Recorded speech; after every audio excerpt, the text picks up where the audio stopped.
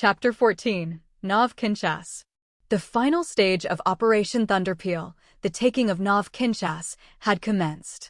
The enemy fleet had split into two groups sandwiching the Nov Kinshas portal. Thunderpeel Fleet Command referred to them by the simplest of monikers, the left and right divisions. Of course, there had to be forces stationed in the portal itself. This battle formation was an extremely orthodox one, capable of handling all manner of situations. The Thunderpeel fleet was also assuming an orthodox formation. The vessels of Fleet 1, which lay ahead of the advancing Fleet 3, were in the process of amassing. Fleets 2 and 4 were drawing closer so as to serve as the Armada's left and right wings. The specter of the upcoming battle hung in planar space. Hanian forces formed the core of the right division, and PSSU forces, the left, reported Chief of Staff Sabash. Each division's war power is estimated to be near equal. Are there any updates regarding the power gap between us and them? No, ma'am. As I reported earlier, the enemy's power is thought to be around 80% of ours. I see. Leifir nodded bitterly. The power gap runs counter to Star Force's tradition, said Sabash. His tone was jocular, but it was a true statement. It couldn't be helped that they had to fight defensively sometimes, but traditionally, when they launched an offensive, they thrashed the enemy with overwhelming might. That was Star Force's tradition. Yet, unfortunately, the Empire as it currently stood didn't have the luxury of observing many of its traditions. Even though observing that tradition would have reduced their losses, were it possible. Right now, the Star Forces had the upper hand, but only barely. Calling this overwhelming might would be an embarrassment. Oh well, let's do our best for the sake of the Empire and our officers. She had braced herself for having to rough it since Operation Thunderpeel began. I understand what you wish to say, Fee. You're wondering whether we should include the extermination of the enemy fleet in the list of primary objectives. Yes, I am. In order to capture Nov Kinshas, the most logical course of action was to head straight for the Nov Kinshas portal. Of course, the left and right enemy divisions would endeavor to either surround the Thunderpeel fleet or attack it from the sides. But Leifir would have fleets 2 and 4 handle that. She was confident victory would be theirs, but Commodore Dasef's theory was nagging at her. He'd contended that if they could make the PSSU surrender, the Hania Federation would follow suit. It was difficult to believe, given how sweet a deal that would be, but if they exterminated the Federation's fleets, then the possibility seemed likelier. However, the current level of the power gap meant victory was not assured if they made that an objective of theirs. They might even get counterattacked and be forced to retreat. But in reality, you've already decided, haven't you, Fee? Sabash looked at her searchingly. Yep, she nodded. The Thunderpeel fleet drew yet closer to the Nov Kinshas portal. The time was becoming ripe for battle. Multiple bubbles emerging from the Nov Kinshas portal, reported the exploration staff officer. They appear to be enemy ships.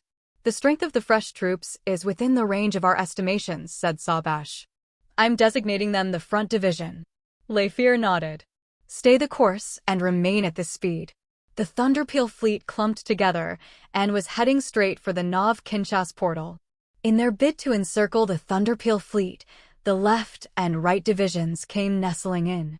Their teamwork is surprisingly coordinated, isn't it? Sabash opined. The left and right divisions were each keeping an equal distance away from the Thunderpeel fleet. That couldn't be a mere coincidence. Commence mine battle, ordered Leifir. Aim for the left and right divisions. The front division was still too far away, so the Thunderpeel fleet fired mines at the left and right, though the density of the mine swarms varied. There were far more mines headed for the right for the Hanian fleet. And that wasn't all. The Thunderpeel fleet, which had been advancing toward the Nov Kinshas portal, changed course, steering in unison toward the right division. The enemy fleet fired their own mines as well. The mines blasted against each other in a fierce fracas, and planar space frothed with vast quantities of space-time particles. The left division suffered next to no damage, but the right division, the receiving end of a dense death cloud, wasn't so lucky. Mines that had made it through the mine-on-mine clash landed one after the other, tearing up the right division's formations. The Thunderpeel fleet pushed its way through the waves of space-time particles and approached the right division. The left division deployed to fly after them. Very well then. Tell Grand Commodore Ados Raiwa to trample Blitz, ordered Lafier. The ranks of Fleet 1, Ados Raiwa's fleet, was mixed in with Fleet 3's ranks. Fleet 1's ships cleared swiftly away from Fleet 3, passing through Fleet 4 as well and flying out to the front of the pack. All of Fleet 1's ships charged toward the enemy in the full-speed mobile state. Lafier decided to exterminate Hania's armada first. It was a foolish plan if the aim was solely to get the PSSU to surrender. The ships that had been amassed in Nov Kinshas's defense were what few forces they had to their name. If the Star forces annihilated them, the PSSU would be forced to capitulate. Alternatively, the quickest way to claim victory might be to attack Nov Kinshas directly. Yet if Dasef was correct, then destroying the Hanian fleet was the way to go. Though Lafier had her doubts the Federation's space faction even really existed, it would cause them to lose power and war weariness to inundate the Federation. And there was another reason to attack Hania's fleet first besides Dasef's theory. If the only military to be annihilated was the PSSU's, it was far from inconceivable that the Federation would swoop in to occupy the territories that were left to the PSSU. If that happened, then their prime objective of re-establishing contact with the Scare fleet would only fly further away. When one gained the title of Fleet Commander-in-Chief, they had to contemplate things without laser focusing. The thinking of the Lafier of the past was more of a straight line as she'd viewed the enemy in simpler terms. To her, the enemy ships had been nothing more or less than the combatants they had to defeat, and she hadn't particularly cared which nations those ships belonged to. But she had realized in the time since then that what she once thought homogeneous was surprisingly complicated. If she became Empress, she would have to ponder that more complex side of things, and if she weren't duty-bound as an Avriel to do so, she would have liked to quit aiming for the throne. For the first time ever, Lafier thought about an institutional defect of the Empire. Being a soldier was an Avriel's calling. They were too good as people to be politicians. Being Avriel-like might not necessarily be such a boon when it came to carrying out an emperor's work. The thought that perhaps a spore would be better suited to being emperor occurred to her, but she promptly squashed the notion as abhorrent. In any case, she had already gotten through with all this onerous deliberation. The current situation was clear and simple. They had only to crush the Hanian fleet before their eyes. Lafier glared at the planar space map. Fleet 1 was tearing the right division to pieces. Charge, Lafier ordered quietly, hiding her elevated spirits inside her. Fleet 4's battle line and other ships fell back, and Fleet 3's patrol and raid ships were accompanied by assault ships as they sprung out to the front lines and rushed into the hole that Fleet 1 bored through the enemy, thereby widening it. She hoped the PSSU would forsake the Hanian ships, but that was unsurprisingly too much to hope for, as they weren't that foolish. The left division chased after the Thunderpeel fleet from the rear, and the front division, which had appeared from beyond the Nov Kinshas portal, advanced so as to strike their flank. Lafier left both divisions to Fleet 2. Fleet 2 Commander-in-Chief Commodore Pianzek was handling the enemy deftly. Fleet 2 stretched its ranks all the way to the nose of the front division, holding out against the left division's aggression all the while. The two divisions fired furious mine volleys at Fleet 2, but it had incorporated more than the typical number of escort squadrons, which reduced the damage they took. There were no imminent threats from the rear or the sides. Lafier was relieved, and she pressed the onslaught against the right division. The right division has begun to fall back, reported Sabash. Lafier glared at the planar space map. There, running away, she murmured. From the looks of it, those ships weren't falling back in order to regroup. It seems as though they're withdrawing from the battlefield to me, too, said Sabash. I suppose this means we've fulfilled our duties. Isn't it too soon? You mean it ended sooner than you anticipated, Your Highness? Sabash shrugged. That too, but I imagine the PSSU is also feeling let down. Their alliance seems fragile at best. I'd like to ask Commodore Dasef his thoughts on the matter. Lafier winced just from seeing Dasef's face in her mind. You have surprisingly strange interests. I've an interest in humankind. But I shall save that for when I'm off the clock. You'd best do so. Now then, your orders, ma'am. What will you do? Calculate what the end result will be if we focus on exterminating the right division.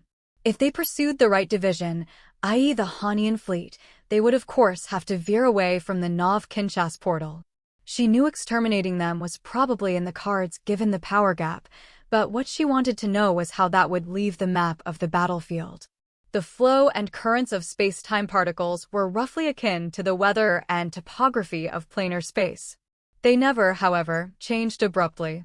Now that they had more or less grasped the enemy's fighting power by crossing blades, they could make such estimations through plugging in the variables into their cool-headed calculations.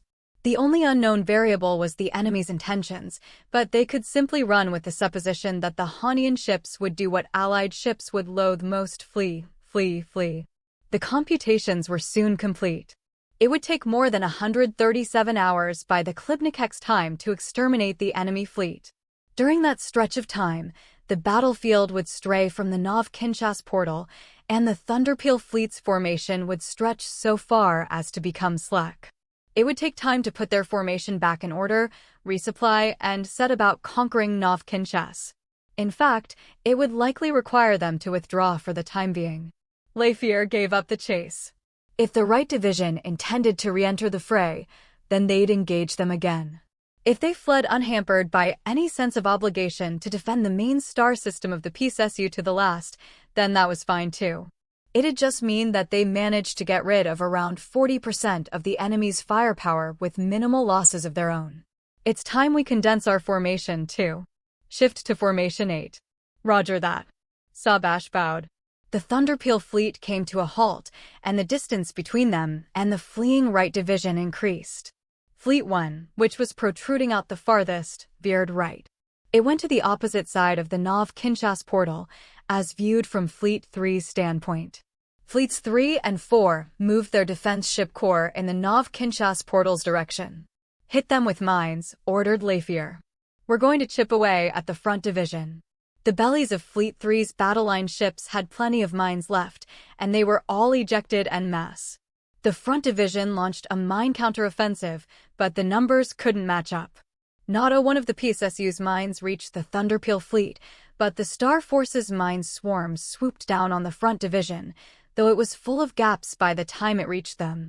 The front division proved surprisingly tenacious, holding firm despite eating multiple mine blasts. Results aren't forthcoming, Leifir found herself grumbling. They're tough, aren't they? It seems as though they've amassed some escort ships, said Sabash. Since it's not very effective, I would like to reduce the scale of the mine battle. Would that be okay? Yep. Let's spare them for later. Leifir was staring at the planar space map. The left division was merging with the front division, while the right division seemed to be bolting away from the battlefield at full speed. The reason why the formation was stretching out was that all their bubbles were in the total mobile state, without any thought spared to defense. They could safely forget about the right division for the time being. The boundary between the left and front divisions disappeared. The enemy fleet was erecting a bulky defensive formation in front of the Nov Kinshas portal. Shift to Formation 6. Get ready to charge them. Tell Adas Raiwa to maneuver for a pincer attack. After allocating work to the staff officers so as to put the Commander-in-Chief's instructions into action, Sabash smiled her way. I dare say Admiral Spore will be envious. She will, won't she? It was the kind of flashy strategy the Archduchess of Leitpan loved. However, what Leifir liked, at bottom, was a solid and reliable strategy. That was only natural for an Avriel like her. Actually, it was not a matter of what she liked or disliked. It was owing to her duty to her soldiers that the operation needed to be formulated with humility and her hand on the reins needed to be steady. She simply settled on a pincer attack because she deemed it the most effective and not because it was a thing of glory. Leifir was glad the doubt that had creeped into her heart earlier lay dashed. So long as the Emperor was the supreme commander of the Star Forces, it was an Avriel who was best suited for the throne. A smile suddenly curled her lips, and Jint gave her a quizzical look. The defense ships within Fleets 2 through 4 fell back, and the assault ships pulled forward. Then, the patrol and the raid ships began to veer left. Meanwhile, Adasirawa's Fleet 1 veered left, zooming out from behind the main forces before outstripping them. The main forces patrol and raid ships joined up with them as they proceeded to make their way past the enemy fleet. Even as it got bombarded by enemy mines, Fleet 1 remained unperturbed. Before long, it had wedged itself between the enemy fleet and the Nov-Kinshas portal. Lafayer's command rode on the space-time particles and reached her ships. Charge. The assault ships charged forth in total mobile state bubbles. Lafayer watched them fly through the planar space map. The cluster of total mobile state bubbles then split back off the enemy ships. There was no enemy mine volley. It was then Lafayer knew they'd won. "How many mines are left?" asked Lafayer. "About 23%. Fire them all to back them up." "Roger that." The battle line ships fired all of the mobile space-time mines they had left. The cluster of mine bubbles caught up to, and then outstripped, the assault ship bubbles. They crashed into the enemy fleet almost the instant they outdistanced said bubbles, and they began fusing with those of the enemy. Several of those fused bubbles ruptured, leaving only a swelling surge of space-time particles in their wake. The ranks of the enemy fleet steadily collapsed, and Fleet 1 went around and cut in from behind. Fleet 1 turned its columns into rows and wailed on the enemy fleet, which rapidly hemorrhaged troops. The right division was far from the battlefield now, and it was still retreating at full speed. Even if they about-faced right now, they would not arrive in time to help. By the same token, the Star forces had also lost their chance to give chase. The Thunderpeel fleet had hewn the left and front divisions to pieces. The two groups tried assembling into one so that they might put up a resistance that was even just slightly more effective. As they were now mixed and there was no point in distinguishing which ship belonged to which division, it was designated the Joint Division. Lafayer reckoned the Joint Division would be the last PSSU fleet in history. A signal of surrender from the Joint Division, reported the communications staff officer. The PSSU fleet had given in. It was joyous news, but the bridge was silent, and Lafayer's heart was also calm. The mood was one of relief. "Cease combat. Tell all enemy bubbles in the mobile state to halt at once. If they don't obey, then open fire," she said, issuing all the usual commands for the occasion. "All ships of Fleets 2 and 4 are to seize the enemy ships. Fleet 1 will scout out the Nov-Kinshas portal. And keep maintaining a close eye on the right division's movements." Having finished handing down that string of orders, she sat deep in her seat and took a breather. A sweet fragrance wafted into Lafayer's nostrils. She was proffered some hot peach juice with a floating lemon wedge. She looked up, to find Jint there, smiling. "You're going to be getting very busy," she said as she picked up the vessel. The fleet commander-in-chief was also a diplomat. Negotiations with the PSSU would be taking place in the not-too-distant future. Lafayer intended to follow Empire tradition and keep things dead simple, but even so, the paperwork and items to negotiate would come in abundance. Fortunately for her, it was her adjutant who'd do almost all of it for her. I know. Jint flashed her his characteristically uneasy smile. The patrol ships of a squadron within Fleet 1 were sent out and passed through the Nov-Kinshas portal. One of those ships returned right back to planar space and released a conveyance ship, whose bubble fused with the overall flagship Klibnikek. Nary a moment later, they conducted an information link. "We have received a request from the conveyance ship," said the communications staff officer. "They would like to report directly to you, Figlaherer." "I'll listen," said Lafayer. The conveyance ship's nervous-looking skipper appeared on the main screen. She bore the rank insignia of a Vanguard star pilot. "There is no resistance to speak of," she reported. "In 3 space, we received a call from the PSSU government requesting a ceasefire. Can you put them through?" "Yes, ma'am." The main screen switched to a landerman. "I am the president of the People's Sovereign Stellar Union, Arzamani. I've already ordered our forces to cease fighting. I have high hopes your forces will stand down too." Lafayer nodded and told Sabash, "I accept. See to it that all of our ships know they're forbidden to engage except for self-defense purposes." She recorded a video response to the PSSU president. A conveyance ship belonging to the Klibnikek then carried the video file and headed for the Nov-Kinshas portal. Eventually, they heard from Fleets 2 and 4 that they'd seized the enemy ships. "Now then," announced Lafayer, "we're proceeding to the Nov-Kinshas portal." "Yes, ma'am," Sabash smiled cheerfully. The other staff officers were also grinning. And as might be expected, Lafier, too, was in high spirits. One of the interstellar powers was about to vanish off the galactic map, and by her hand at that. This is the proposed order of entry into Nov Kinshas. Do you approve of it, ma'am? A window screen floated up before Lafier's eyes.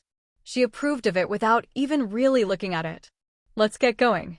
Fleet 1 entered Nov Kinshas first, followed by Fleet 3.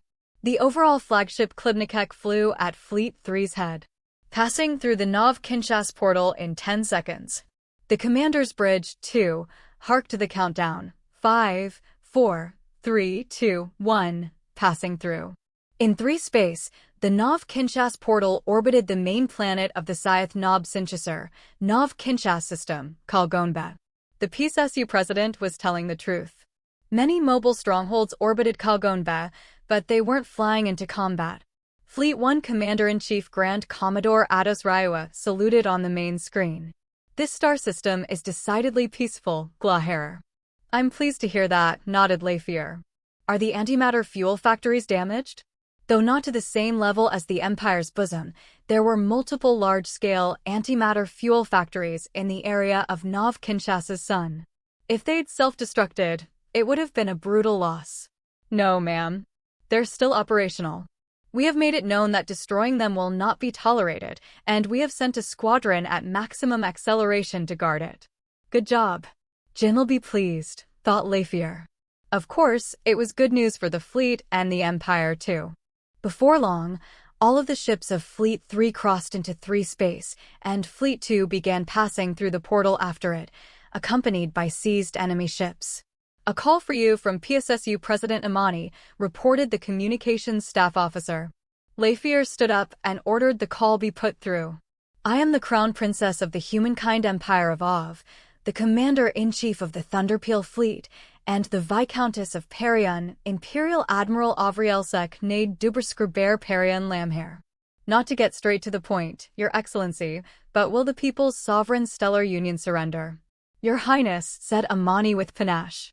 As its Supreme Commander, I have ordered our military to surrender. But the nation can't surrender yet. At this moment in time, I understand, Lanyu, said Lafier. However, allow me to clearly state that we have no intention of acknowledging any option apart from surrender. I imagined as much. I'd just like for you to be forgiving. You may not believe it, but we always endeavor to be forgiving. I plan to see your leniency with my own eyes during the negotiations to come. Yes, so you shall.